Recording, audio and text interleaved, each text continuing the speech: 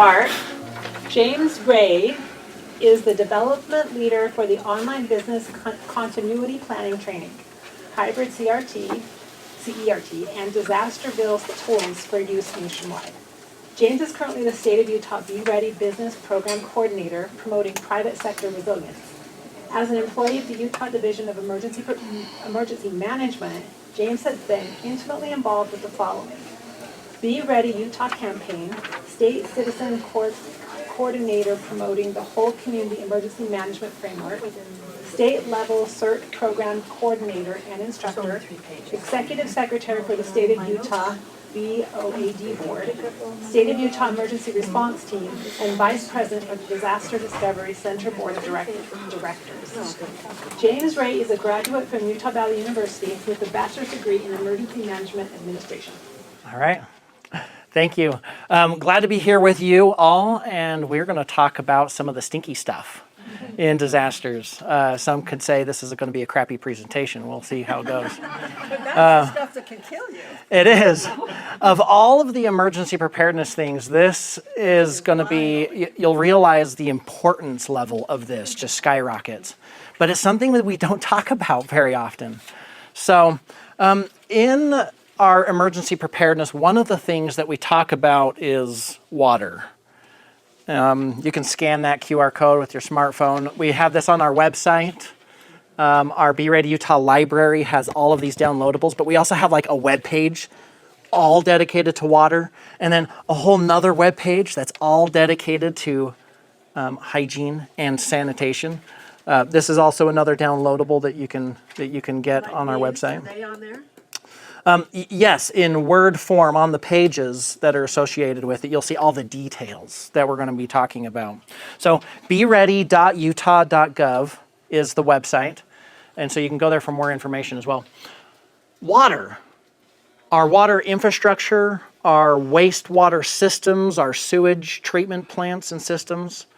Let's start with water for just a moment. What do we use our water for? Everything. Teeth, cooking, bathing, washing clothes. Washing clothes, bathing, yeah, taking our showers, flushing, cooking, drinking. Of all the commodities, water is like the most precious, right? And we live here in Utah, right? Utah's a desert, a dry state, and we don't have tons of water, but we're booming. Our infrastructure system is all dependent on water. Most of it's gravity fed. Our keynote speaker at the beginning was talking about earthquakes and how it's going to kind of impact some of our water supply. But I want to stress this as well. It doesn't take the big one in order for water to suddenly stop working inside of our homes.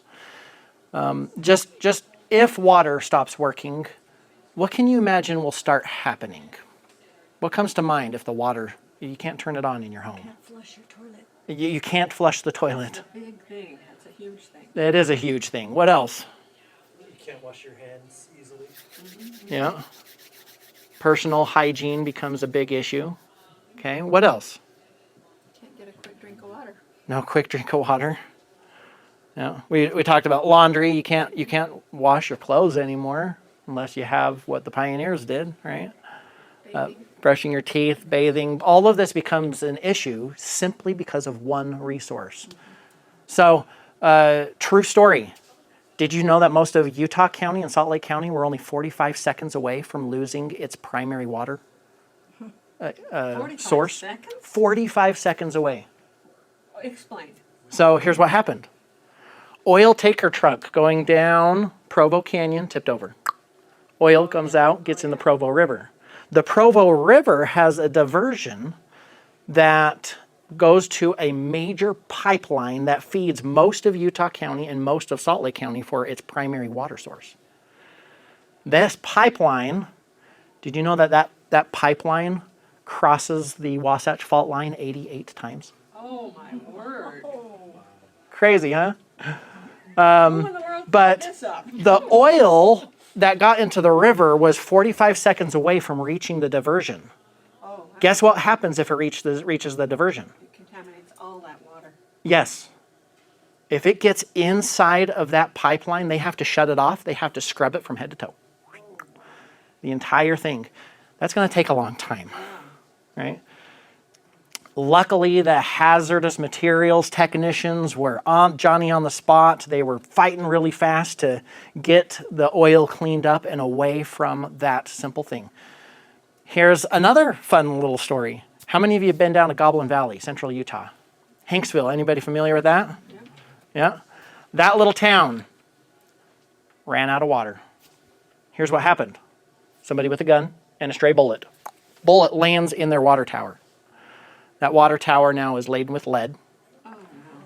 And they have to not only fix it, but now they also have to drain all of the water out of their water tank, flush the entire system, and then begin the refilling process. So what did the town do in the meantime? People couldn't flush their toilets. People couldn't cook their food. People couldn't brush their teeth or take showers simply because of something like that. That wasn't the big earthquake. It was just a minor something that happened within the infrastructure. Here's another little story.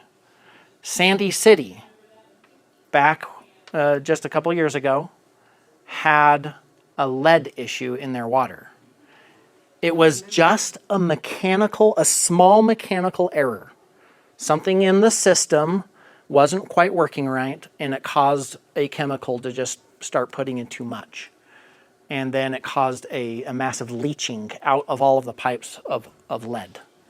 And got it into the water stream, and voila, we have several people that are now in the hospital from lead poisoning. The city says, stop everything, shut it off, right? And people now were lined up the streets of Costco and Walmart and Sam's Club and et cetera, trying to get bottles of water because they didn't have anything. And the city is now trying to hand out bottles of water to people because they need something. So again, a situation, in this case, for those that they were saying, don't drink the water whatsoever, but you could still bathe if you want to bathe in that. You could still wash up if you want to wash in that. But don't cook with it. Don't do things like that. So their toilets could still work, right? But what an issue off of something that is minor as that. Again, the point here, we live day to day in a very comfortable society.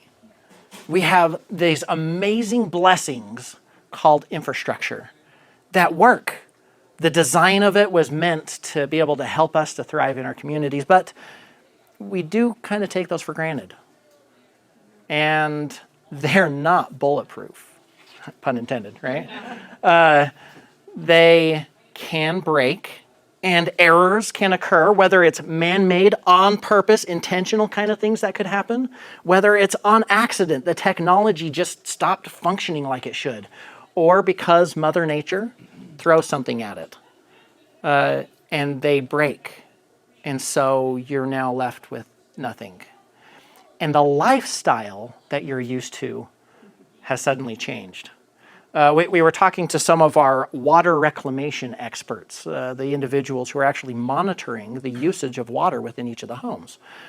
And can anybody venture a guess as to how much water, culinary city water, the average household uses on a day? One day. 100 gallons. 100 gallons. 200 to 300. 200 to 300. 300 to 400. 300 to 400. Going once. 16. Some a little too high. 800. Almost. Let's see. Did somebody say 500? 500. There you go. Bingo. 500 gallons, right, in a day. Jeff was talking earlier, and one of the other presenters in there was talking earlier. If we're recommending 1 gallon of water per person per day, at the minimum, try to do more than that, get 2 gallons at least, right? Can you imagine the culture shock? We live day to day using water like a sieve, right? 500 gallons of water per day per household, right? And now change your lifestyle suddenly to using just 1 or 2 gallons per person within your household. Kind of a culture shock, isn't it? Something we're not used to. half of that's to drink, right? Half of it's to drink, right? Let alone to brush your teeth or We've never experienced anything bathe. like this, so we have no clue. Exactly, right? My father is a water reclamation expert in the city of Orem. He services the city of Orem, and he sits by me and he's like, James, I'm really concerned. Nobody is talking about what is going to happen to the city's sewage system. What on earth are we going to do? Because I'm really concerned. Our city has made no changes to figure out how to deal with that. And plus, we're telling everybody that if they bag it, where are they taking it? Nobody's having that conversation. And he says, we are going to have a huge issue with disease outbreak and health problems within our communities because we're not used to living day to day without the conveniences of things just out of sight, out of mind. We're used to just putting it in the trash and then the garbage truck drives by and picks it up. Gone. Yay. We're used to flushing the toilet and it just goes, right? But who knows where it goes? What's downstream? What does that reality look like? Well, my dad was kind of painting a little bit of that reality.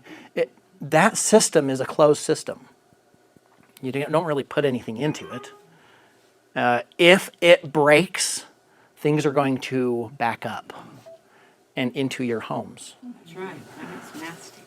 And if that flush that we're used to doesn't work, do you know what to do as the alternative? I do. Because you don't want your family getting sick and becoming hospitalized because of disease issues. And so let's talk a little bit about what to do. First of all, Just thinking. we're used to throwing things away. What happens if you can't throw things away anymore, right? There are some temporary kind of storage concerns with your garbage, with waste, with sewage and whatnot, because what likes to dig through such things? Animals. Yeah, all the little critters. There was a wildfire down by Delta, and the entire city was right next to the wildfire. Wildfire's coming this way, and all the critters from the fields were going into people's homes. They had snakes and spiders and rats and mice and all of those things that were getting into the home because they wanted to be safe, right? In a very similar sense, if our yucky stuff is out and available, they dig through it.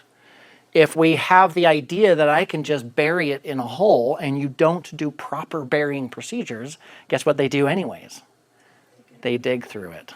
And then where do they go? Everywhere. And they spread whatever it is that they dug up. Garbage on our day-to-day basis doesn't have our human waste in it, right? Our bodily waste. However, there are things from that, just our regular garbage, that does create a problem. Here's a tip. If you can separate the yucky stuff from just the trash stuff, kind of like what we do with the recycle bins versus our garbage bins. If you can simply separate and then take what could be a biological type hazard, the yucky stuff, and seal it and contain it in a way so that our animals can't get into that and spread it about. And then if our garbage trucks are still being able to come by, if transportation issues aren't a problem, or if the garbage system isn't having issues of its own, then you can have them take that. But if they are having problems, what can you do with it? One is to take the good garbage, right, versus the yucky garbage. Take the good garbage, smash it down, and if you have a way to burn, granted, follow local procedures and whatnot, if the air quality and whatnot kind of things. But if it's a disaster, you make your best judgment.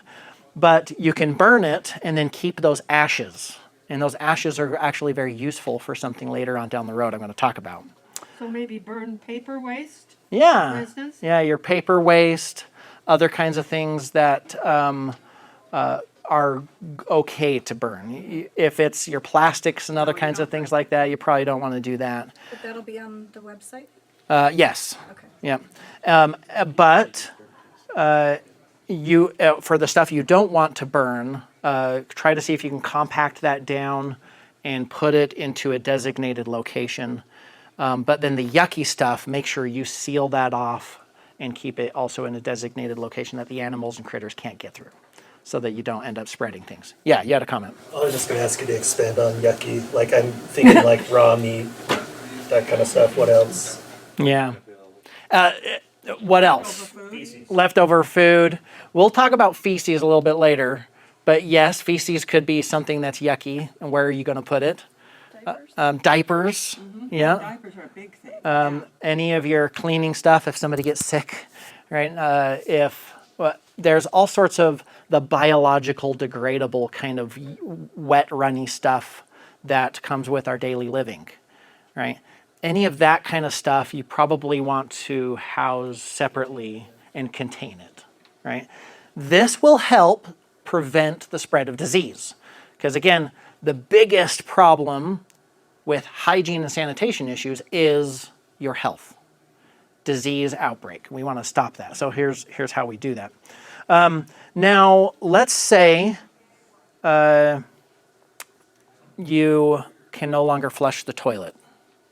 We have ourselves here a little toilet you can take a look at. If you have your toilet, you can actually create a dry potty system within your own restrooms at home. So here's the problem. If I think it's okay to just keep flushing the toilet and take some of my stored water and go ahead and put it in there and flush it, what's happening downstream? Who knows? Here's the reality. If our wastewater systems downstream aren't working properly, or if any part of that line is broken, then you start getting backups.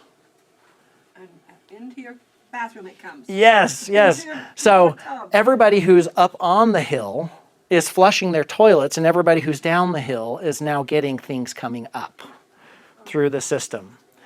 What a terrible situation to be in, right? And we'll talk about how to kind of mitigate against that.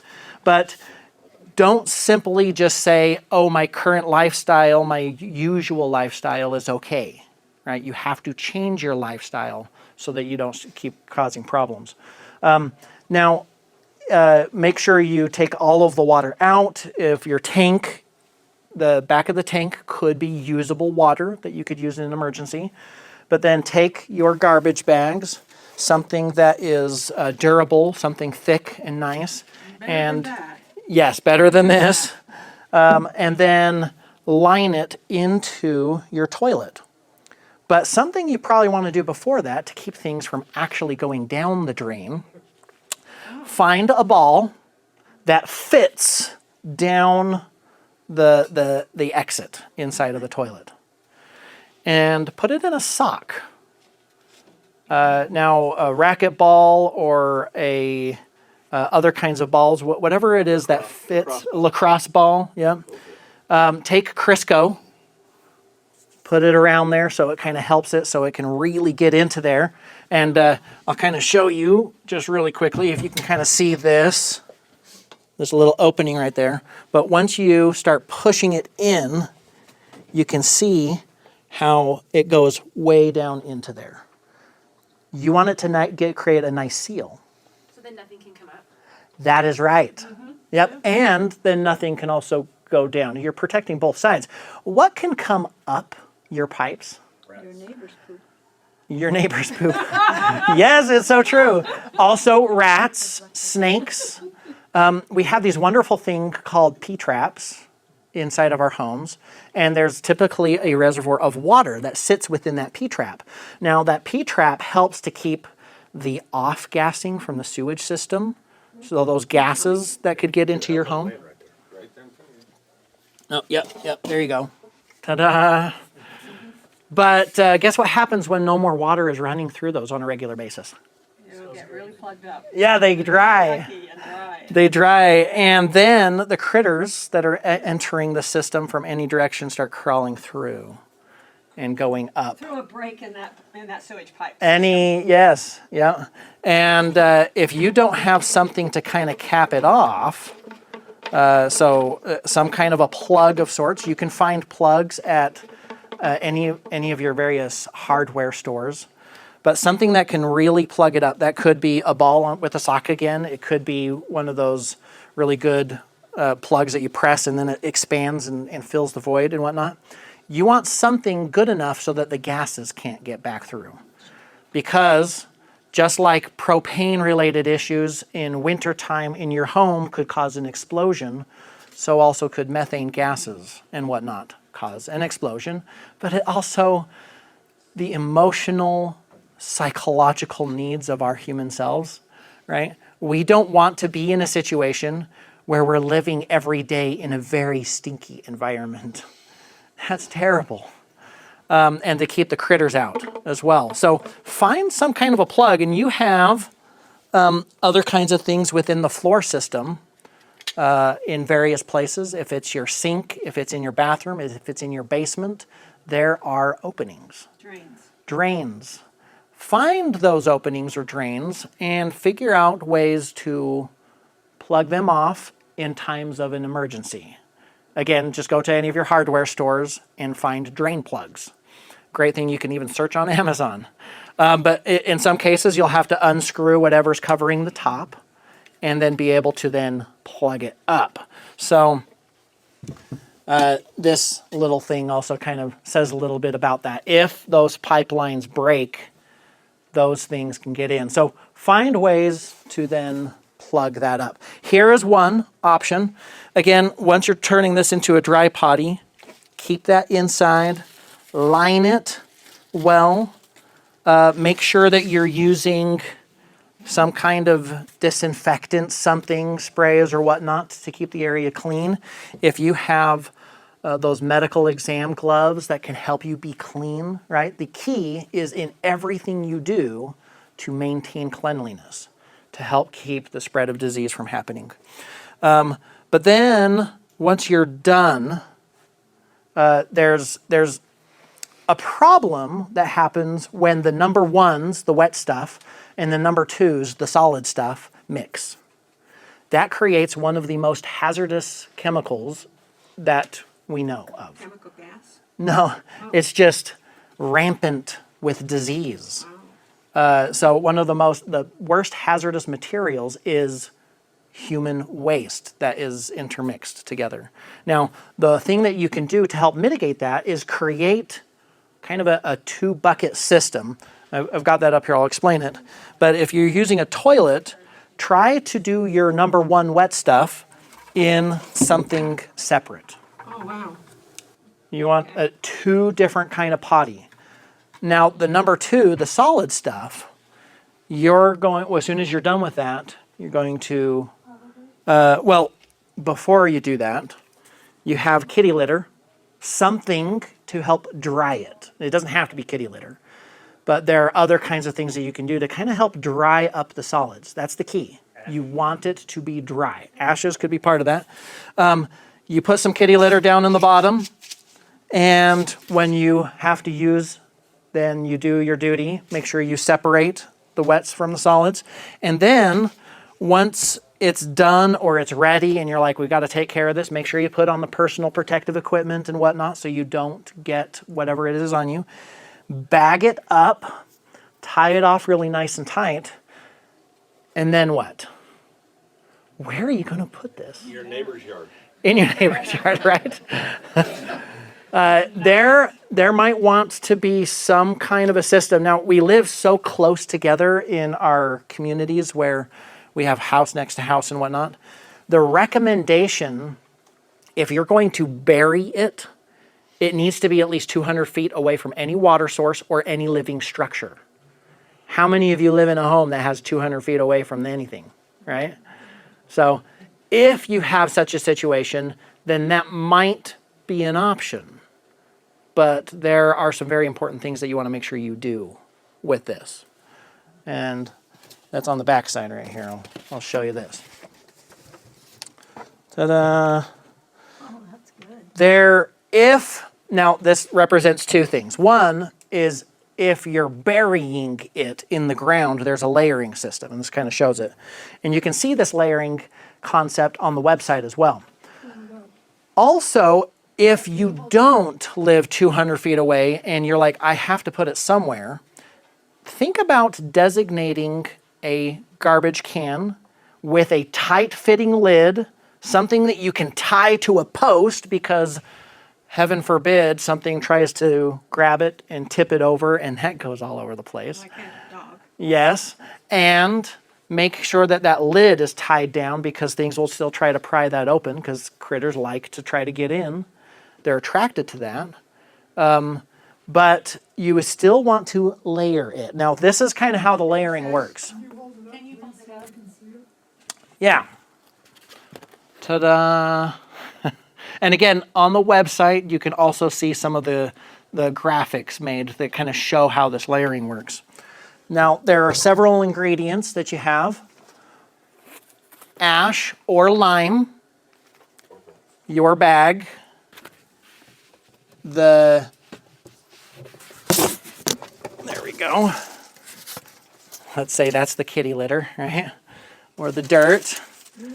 And then your waste, right? Now, if there is waste mixed with kitty litter, again, the idea is you got to get it as dry as possible, right?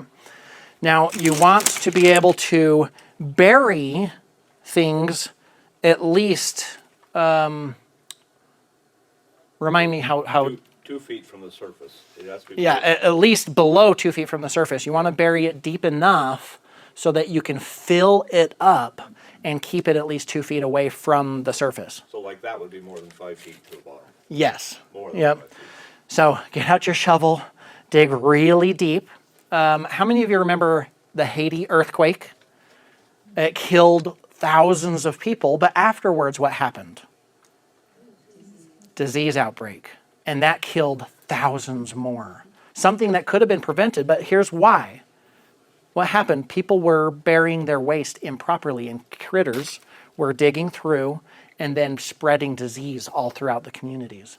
So, Mostly cholera. yes. So if you don't want disease outbreaking, make sure you bury properly. And now you're gonna take your waste. You have your waste in your bag that you've taken out of your toilet. And you're gonna actually turn the bag upside down and empty it into the ground. Why do you want the yucky stuff out of the bag? So it can dry out. Partially, yep, so it can dry out. It helps with the decomposition process. If it's in the bag, then it's just a festering mess, right? You want to empty it out of the bag so that it can start decomposing and going away properly. Then what do you do with the bag? Put it on top. Put it into the hole. It's again a biohazard. You don't want to touch that. So put your waste in. Any of that kitty litter stuff to dry it out with, put that on in. And then your bag as well. And then you top it off with ash or lime. Does anybody have an idea why ash or lime would be a good thing to use? Breaks it down. It neutralizes. Partially covering the smell. It is an animal deterrent. Critters don't like digging through that stuff. So the garbage that you burned, save that ash. It can be useful for helping out with your waste-related issues. Put that on the top. Now, if it's a hole that you're digging in the ground, make sure you have something large and heavy to put over the hole. Because heaven forbid, again, it gets in there, digs around it, gets underneath it, into it, and out, and starts creating a similar problem. So if, again, you don't have a hole that you can dig, then a garbage can that's secured and tied to a post and tied down with a good lid that's not going to come off with a critter is an option.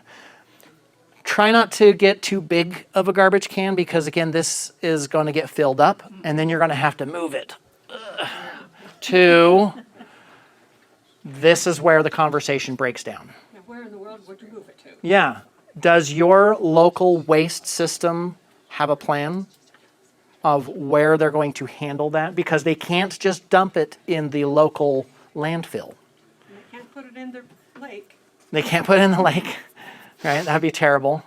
They would have to have an already planned mechanism to be able to handle everybody's bagged or canned waste. Does anybody know so- of any city that has a plan for that? Talk with your local emergency manager, start bringing it up as what's the plan, and get with them, because every city might have a slightly different plan.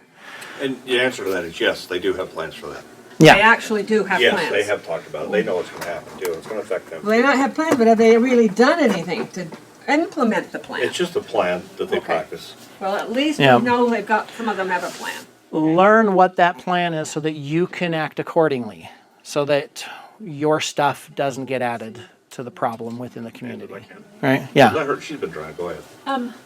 What if you're burying it, but the water level's kind of near to the, Yeah. Yeah. that's what makes me nervous. That is an issue. You don't want to be burying things with water level stuff, because you don't want that getting into your water source. This leads into my comment.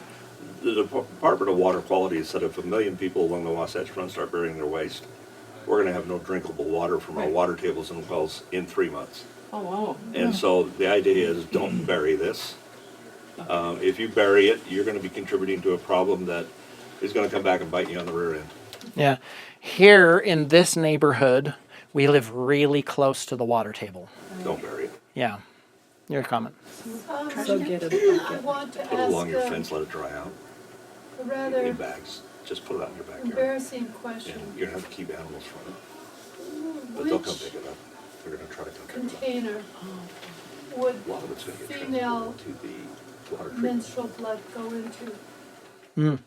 Treat it just like you would do the fecal waste. So it'd be fecal waste, not Yes. the urine waste. Yes. Now here's why. Again, kind of let's get back to this other 2-bucket system. Now, I've used something like this in camping trips. And we can practice it and do it, and we're like, oh yes, I definitely need that. And I can start practicing how to use it. But again, if you have a 2-bucket system, one is your dry toilet, and then the other one does not actually need a bag.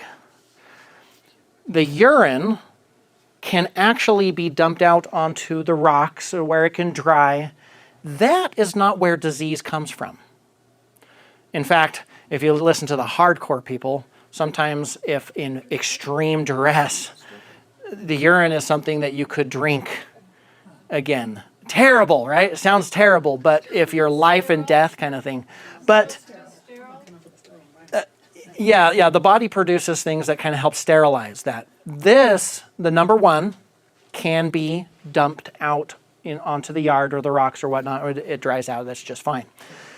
This one is where the big issue comes from. That's why you don't want to put them together. Yes, because if the wet and the dry get together, that creates one of mankind's most hazardous waste. It breeds disease and outbreak, right in the back and then to you. Instead of kitty litter, you can also use sawdust. Yes. What'd she say? Yep.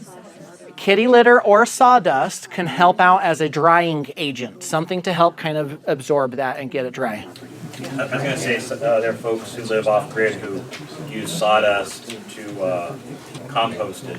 Not necessarily to grow food that they consume, but composting toilets are, they've showed me patches where they're growing vegetation, like ornamental or whatever, that is pretty impressive. It's just from composting toilets. Yes, that is true. Comment here and then. Yeah, I gotta get you going. You can recapture your urine. It's not hard to do. Dig a hole, it's about 3 feet in diameter, put a piece of plastic across the top of that, secure it around the edges, put a rock in the middle to have it hang down, and then if you dump your urine in that hole, it evaporates, runs down the inside of the plastic, and you put a capture can or something there. The water running down the inside of the plastic after solar heating that's evaporated is drinkable. It's like distilling And water. it drops the water into the can, and you just change it out every day, and you can dump your urine in there, and then honestly, you can recapture your urine and drink it. Yeah. So there are other options. How many of you have a camper? Right?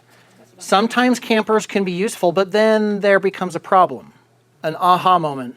You still have to go to one of those holding tanks to dump it. In disaster times, there's a lot of other people thinking the same thing, and guess how fast those holding tanks fill up?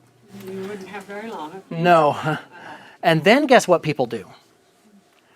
They just drive to the side of the road somewhere and do that, right? Let it go somewhere. That creates a problem. Don't add to that problem. Even within your own campers and camping systems, try to create some kind of a 2-bucket potty system so you can separate the ones and twos, and you can create a clean environment where disease is not going to be outbreaking. Okay, now let's go on to another subject as well, and that is cleanliness just this way, right? If you, on our website again, in this handout right here, you can actually see it on the front there. There is actually a checklist on both sides of the document that you can download online that has the list of items to put together.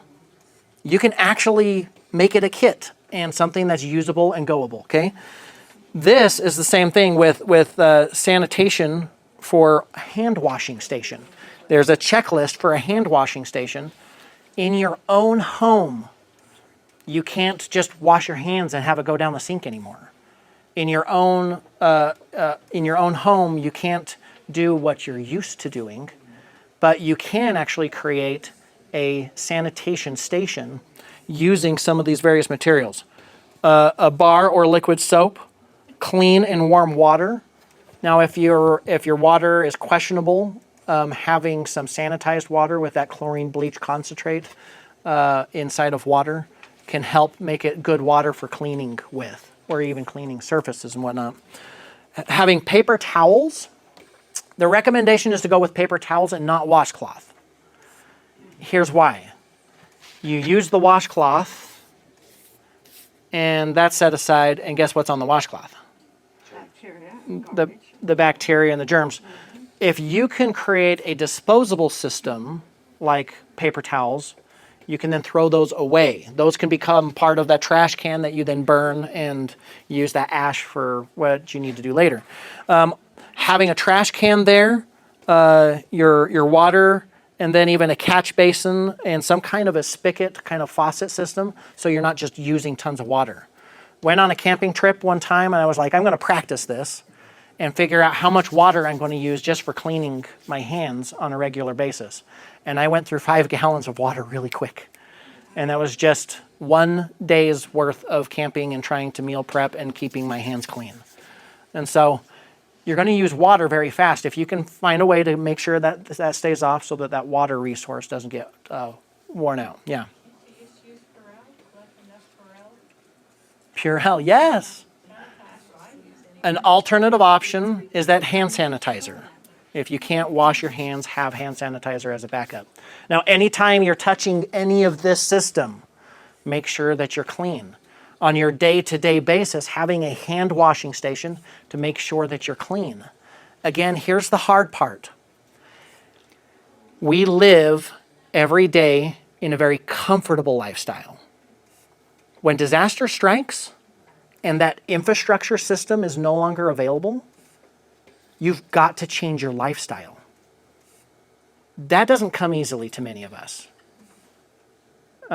If you can start practicing now, here's some ideas. One weekend.